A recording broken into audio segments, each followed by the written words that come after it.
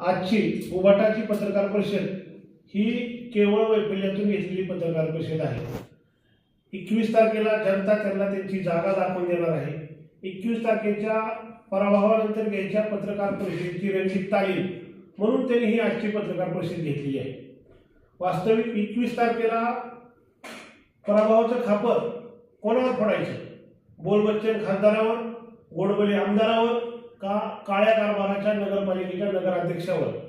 हे खापर त्यांना फोडता येणार नाही म्हणून केवळ आजच्या पत्रकार परिषदेमध्ये नेहमीसारखं दरवेळेसारखं आपल्या पिलावळीला पुढं करून त्यांनी हे बेछूट आरोप सुरू केलेले आहे।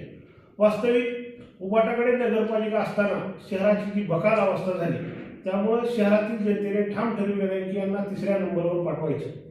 वास्तविक यांचे 3 ते 4 हे नगरसेवक निवडून येत नाहीत, त्यामुळं किमान उर्वरित 3 जागेपैकी एखादी तरी जागा आपल्या पदरात पडावी, त्यामुळे आजचे बेछूट त्यांनी आरोप केलेले आहेत। तसेच ज्यांच्या राजकारणाचा पायाच खोटेपणा उभारलेला आहे त्यांनी आमचे नेते राणा जगदीशसिंह पाटील यांच्यावर आरोप करणे हे अपेक्षितच आहे। त्यांचं नाव घेतल्याशिवाय यांची टीआरपी वाढणार कशी?